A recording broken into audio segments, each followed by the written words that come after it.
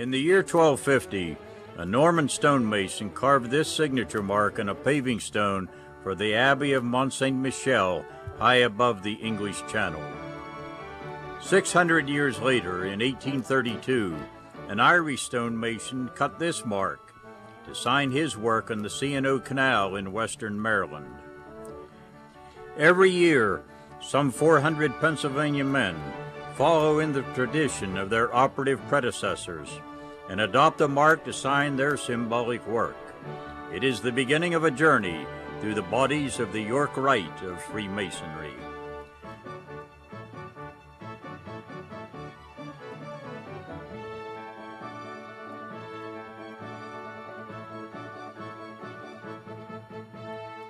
Freemasonry, this wonderful fraternity of ours, frequently is called a journey toward more light.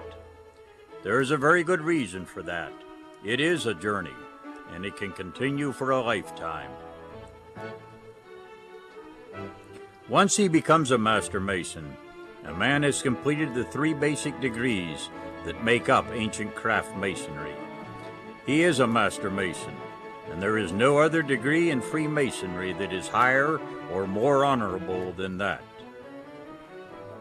There are many degrees that may have higher numbers and bestow fancier titles, but every one of them is secondary to the sublime degree of a Master Mason.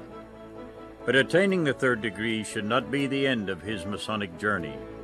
Instead, becoming a Master Mason has opened many new avenues for him to explore, new experiences to enjoy, and new friends to call brother.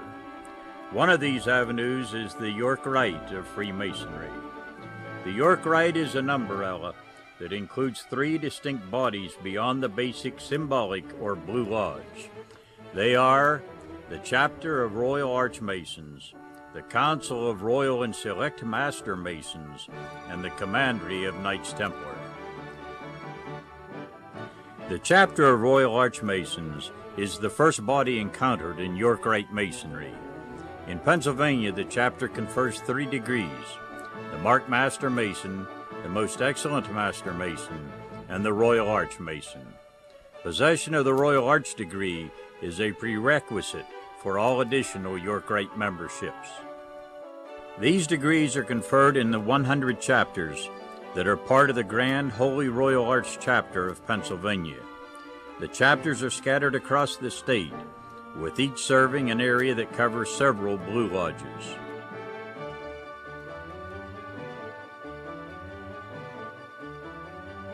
Chapter programming varies according to each chapter's traditions.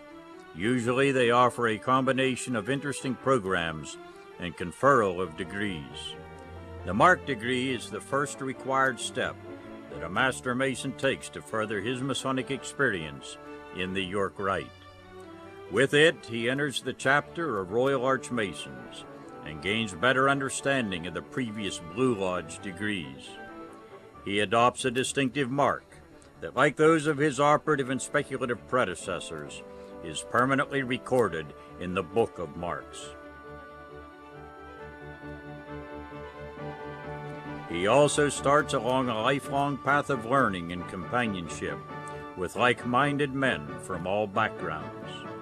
All Masonic degrees teach one or more valuable lessons. Mark degree gives unforgettable instruction in the virtue of charity toward all, but especially to the brethren. It also vividly illustrates part of the Blue Lodge ritual that becomes a key to the degree. For the first time as a Freemason, he receives his wages and understands the meaning of a familiar Masonic symbol. The Most Excellent Master Mason degree sees the completion of the temple, both symbolically and historically. It commemorates the dedication of the temple at Jerusalem in a solemn ceremony that places the Ark of the Covenant in its resting place. The candidate is received and accepted by his brethren as a builder. Throughout his Masonic career, a man has sought something that has been lost, the true word of a Master Mason. In the Royal Arch degree, he undertakes a long journey at the end of which he takes up his working tools to labor with his fellows. His diligent effort ends with a revelation, and he earns the title of Royal Arch Mason and is addressed as companion. The Royal Arch is termed the summit of ancient craft masonry. In the 18th century, this was literally true, because the Royal Arch was considered a craft degree that was conferred in Blue Lodges. In it, that which previously was lost had been found, and the summit of the fraternity had been reached. The Royal Arch degree does more. Having received the honor, the Mason may continue his journey. He now is eligible to petition the Council of Royal and Select Master Masons and the Commandery of Knights Templar.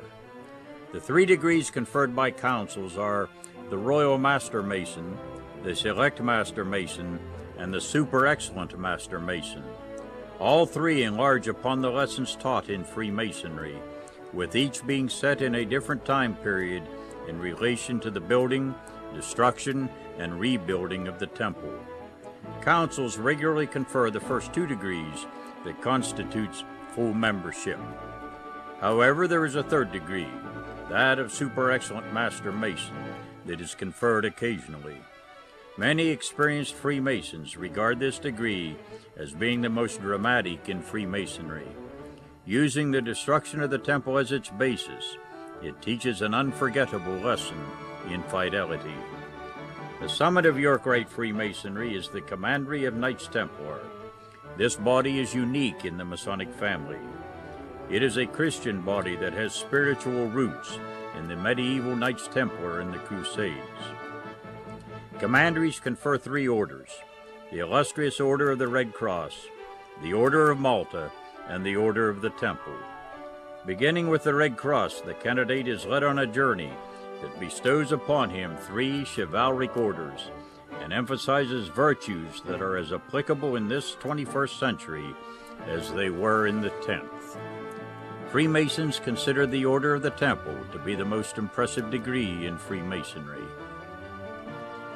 Its unique setting and the journey undertaken by the candidate during the conferral make it literally a pilgrimage that ends with taps from a sword, a firm hand, and the treasured words, "Arise, Sir Knight." The Commandery is a uniform body that is distinguished by its white plume chapeau and the swords carried by each uniformed Sir Knight. Commanderies frequently appear in parades and at patriotic and religious events as a highly visible Masonic presence. They gather annually for the traditional Gettysburg Memorial Service and at the Easter Sunrise Service in Alexandria, Virginia.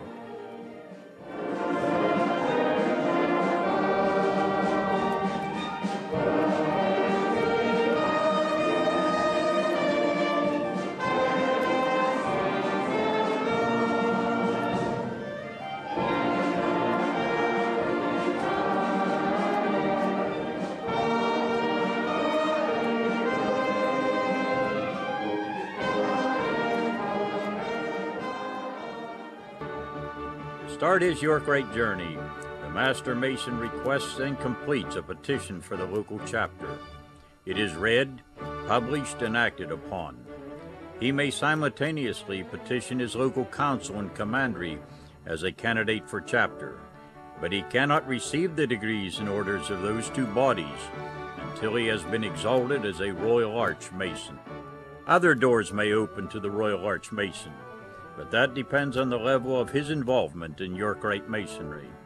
There are many interesting side degrees and bodies, including honorary invitational bodies, in our wonderful York Rite constellation. But the Master Mason must begin his journey by taking his 4th step in Freemasonry.